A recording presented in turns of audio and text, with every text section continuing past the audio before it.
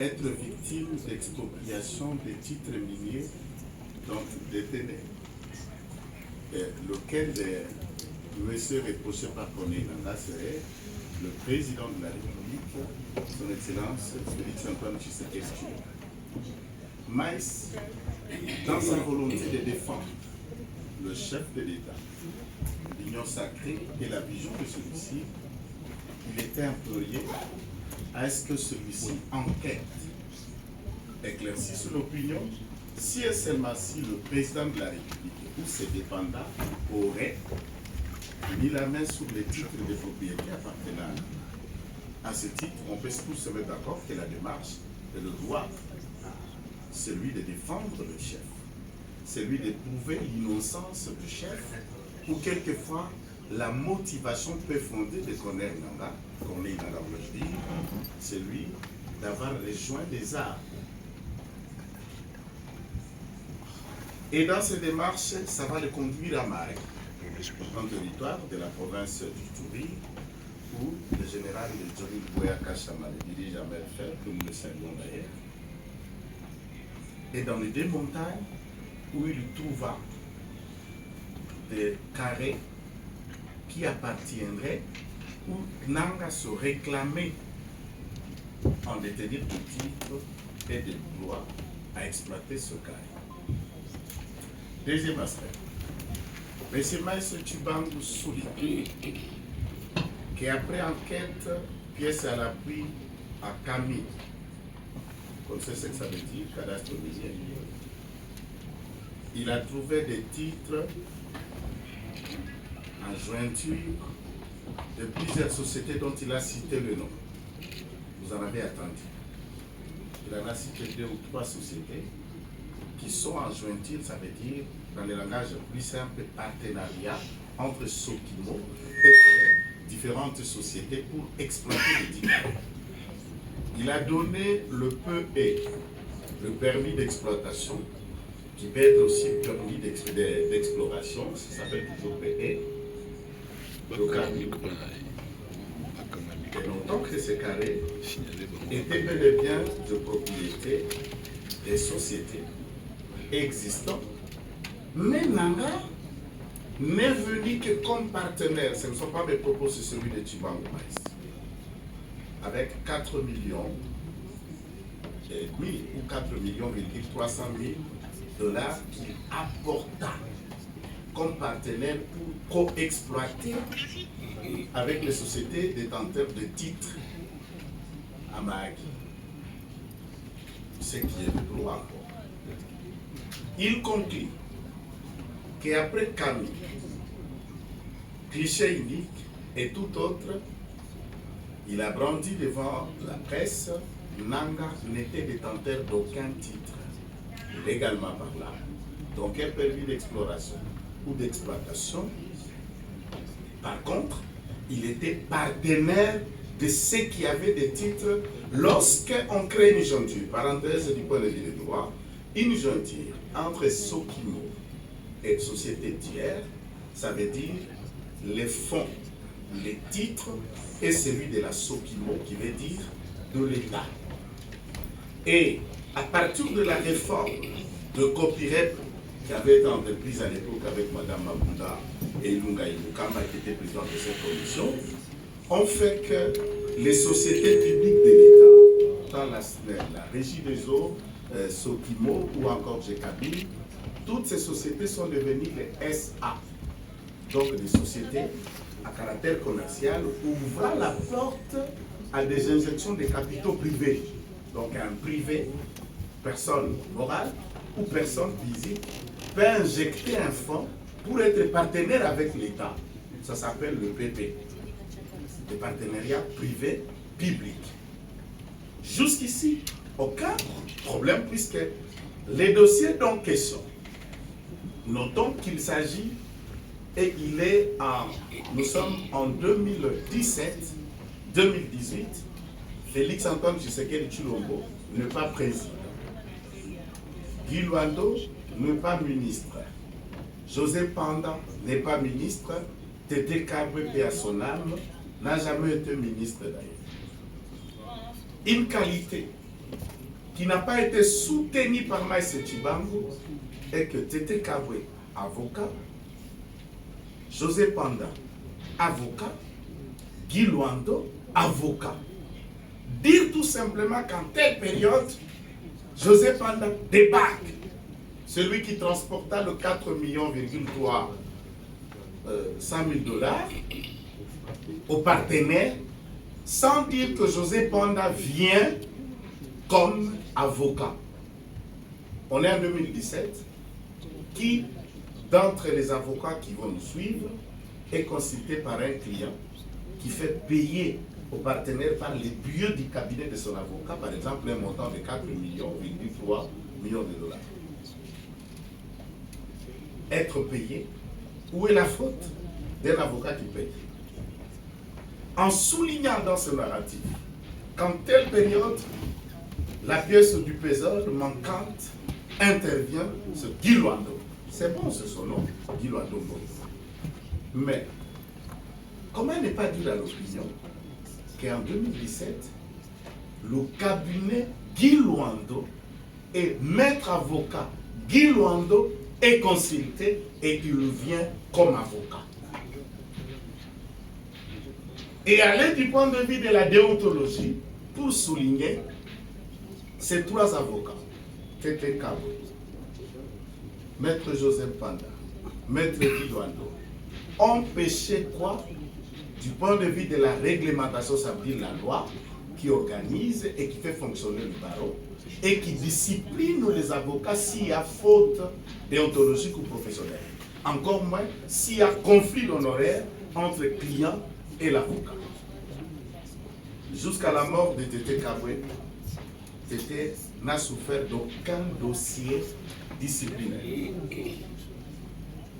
Tant au barreau national, à Kinshasa, Tété à Kinshasa.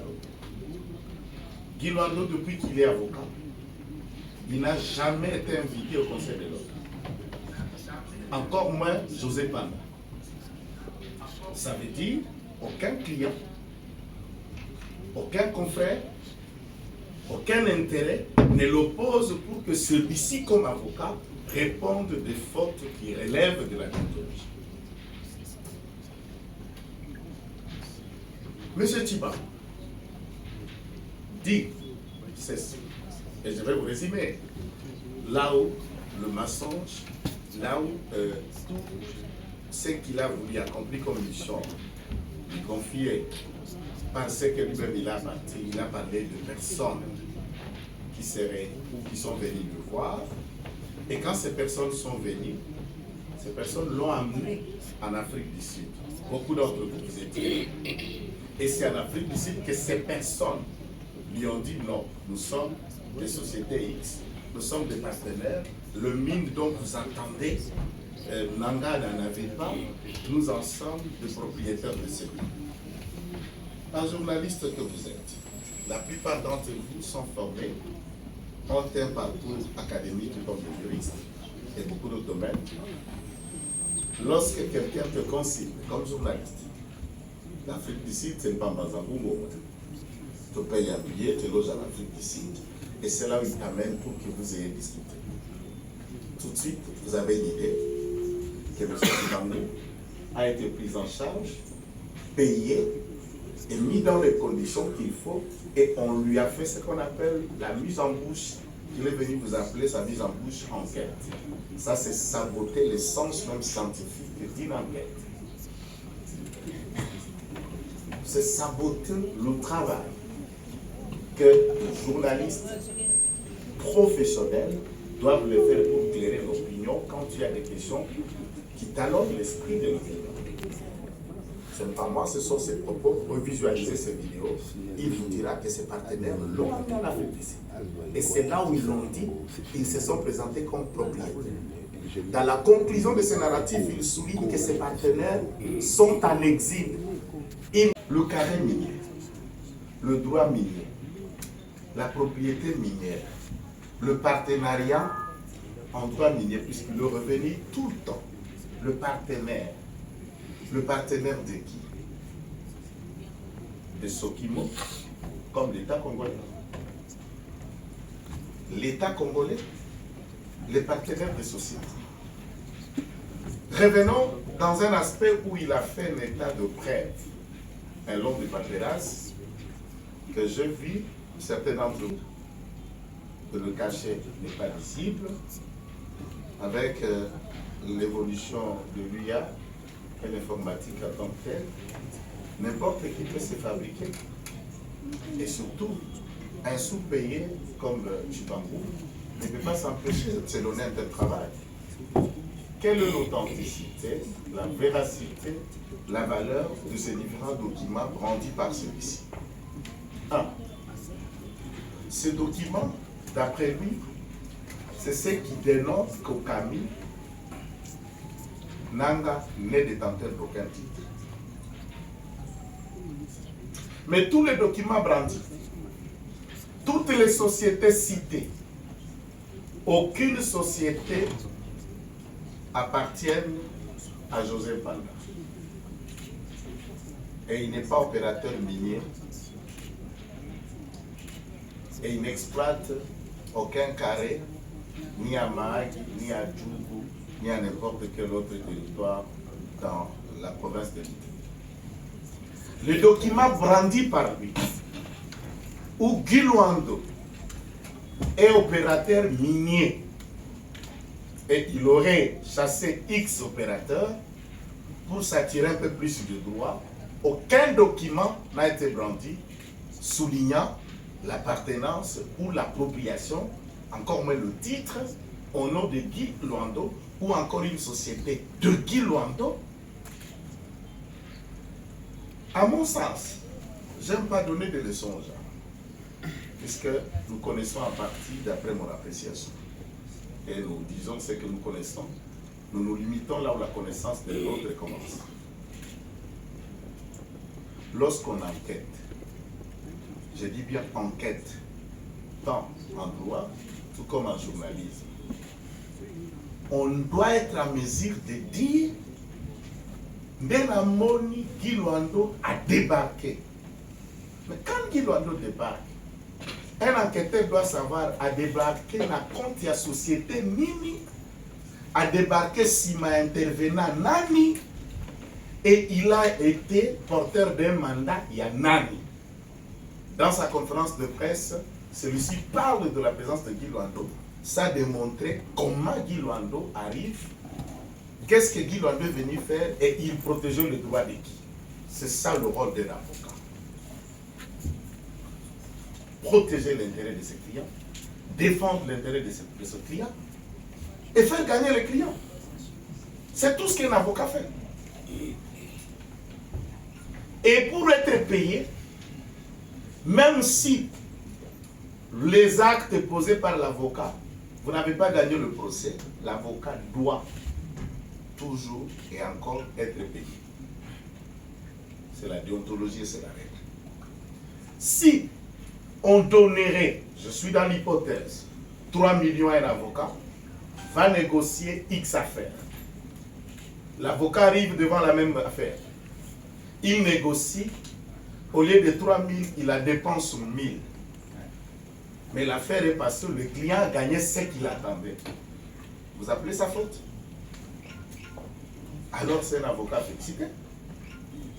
Est-ce que cet argent dont question, le 3 millions, 4 millions 300, dans toutes les pièces brandies par Maïs, a-t-il dit que c'est de l'argent de l'État congolais que les personnes citées par celui-ci ont détourné, ont pris, et l'État a perdu, ou l'argent des individus, et une affaire privée des individus, vous lui donnez la connotation politique à dessein de nuire. Pourquoi?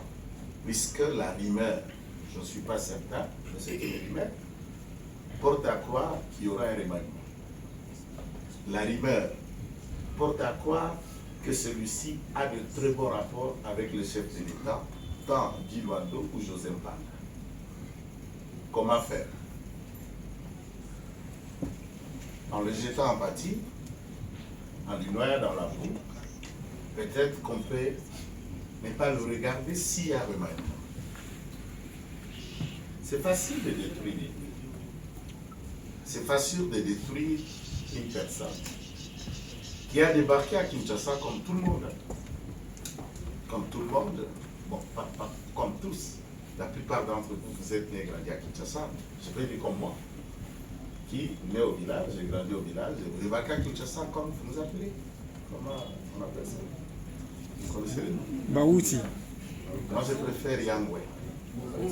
Alors, Toye Loba Yangwe, et Guy Luando débarque aussi des Mbandaka comme Yangwe Nyoso, Yabandini Kim Lokola Yangwe Nyoso, et qui se bat comme le fils de personne pour arriver là où il est. Et nous devons apprendre dans notre société à respecter les gens qui n'ont pas eu une tante pour l'amener quelque part, un oncle pour faire de lui ce qu'il peut devenir, mais qui se sont bâtis avec armes, sacrifice pour en arriver. En cherchant à comprendre comment ils se sont sacrifiés, ça peut être une leçon pour vos enfants, pour vous-même. Et si vous échouez dans la vie, demain, vous êtes... vous savez qu'il y a une catégorie des hommes qui entrent en mariage. Contrairement à ce qu'on connaît au Congo, les femmes qu'on épouse, mais les hommes qui entrent en mariage, mais naturellement, il y a un tournant. À force d'être ici, ok, pas mal sur Bengani, ok, pas mal sur Bengani, ok, pas mal sur Bengani, ok, côté de Bengani. Ah, je suis pour ça, je suis comme appel, mais vous trouvez qu'il y a un côté à Kamabala. Et vous ne pouvez pas vous apprendre à ceux qui réussissent, qui font foyer et qui se comptent parmi des personnes à respecter dans la vie. Allez vous apprendre à vous-même. Allez vous regarder droit aux yeux pour dire depuis que l'histoire de ceux qui acceptent de se marier est arrivée, moi, je n'ai que des enfants qui sont prêts à venir témoigner. Un journaliste, vous comprenez, qu'il est le relais, il est le porte-parole des étrangers, n'est-ce pas, contre le Congolais. Et il est payé par ce partenaire, qui du reste, il en a cité sans mentionner le nom au début, il l'a mentionné à la fin, il a dit tout simplement, même le Chinois est en exil. Mais au début de son émission, il a bien souligné, M. Simon, c'est un milliardaire. Et je ne peux pas dire ce qu'il a, ce qu'il est à Kinshasa. Voilà des personnes. Et quand on dit M. Simon, le Chinois, tout de suite, vous ne pouvez pas dissocier l'empire économique de M. Kabila et M. Simon. Entre-temps, Mastibango conclut, en brandissant le papier dans son narratif, que Nanga n'a aucun carré minier. Et souligne, s'il a un carré minier à réclamer, puisque des personnes sont mortes à l'Est, celui-ci doit réclamer à Guy Luando. Mais les conclusions de l'enquêteur Maïs vous dit qu'il n'a pas de carré minier. Mais le carré minier dont celui-ci viendra réclamer à Guy Luando, c'est une fiction, imagination, ou maintenant c'est la machine des nuisances qu'on appelle la diabolisation de quelqu'un. Peut-être vous vous estimez ne pas être amnésique de faire ce qu'il fait. Mais quelqu'un qui vient avec l'information, ou qui déforme l'information, pourquoi apporte-t-il des briques et des dollars? Je vous ai lu dans votre page, dans votre magazine, vous avez publié les pièces que Maïs Chibango a fait, je vous ai lu. Où vous avez vu les noms de Guy Luando dans toutes les pièces que vous avez publiées. Ce que vous appelez bref, où est mentionné le nom de Guy Luando dans ce que vous appelez bref ou dans ce que Chibango a appelé bref. C'est lui-même qui dit que celui qui ira au Camille, avec une procuration spéciale, paix à son âme, il est mort, ce maître de Tekabwe, d'après lui, c'est Guy Luando qui lui aurait donné mandat. Vous allez à Camille, vous trouvez la procuration de celui qui est venu solliciter ces actes, vous n'avez pas le nom de Guy Luando. Et vous appelez ça preuve, puisqu'il a dit que preuve, ou puisque le document mentionne le nom de Guy Luando. Ça dépend ce que vous appelez preuve. Puisque dans ces documents, je n'ai pas vu le nom de Guy Luando. 2. Si Guy Luando a intervenu comme informateur ou désinformateur, je rappelle que Guy Luando est avocat. J'ai rallié la question de Mme Bilo Damarle.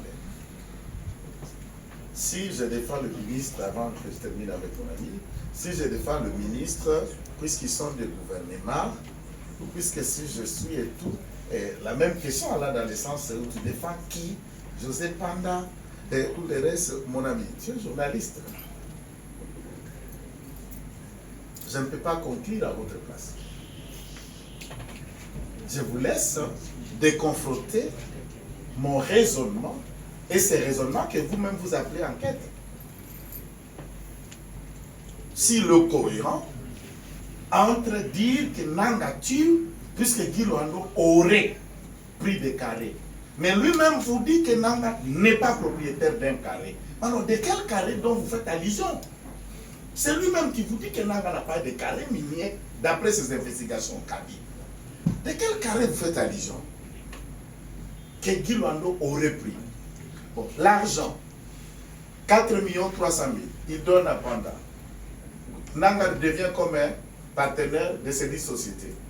En devenant partenaire de ces 10 sociétés, il a injecté ses capitaux. À Guy Luando, comme individu, ou à une société que votre enquêteur vous a dit que cette société appartiendrait à Guy Luando. Il vous a parlé des partenaires. Si vous vous dites que vous défendez, puisqu'ils sont membres du gouvernement, Maïs vous dit qu'il parle et il a fait ses enquêtes, puisque le partenaire, ces individus qui sont venus le voir, qui l'ont amené en Afrique du Sud, l'ont dit, et lui ont amené dans tous les endroits pour recueillir les données.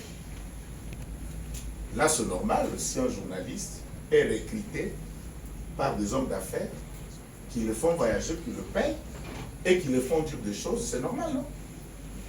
Ça s'appelle enquête. Et c'est éthique, c'est moral. Et ces propos viennent de lui.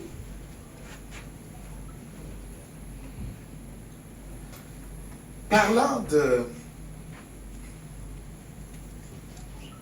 gouvernement, s'ils sont du gouvernement ou tout ça, puisque le narratif développé par lui met à mal la cohésion du soutien contre le Rwanda et les actions que nos frères et sœurs à l'Est subissent.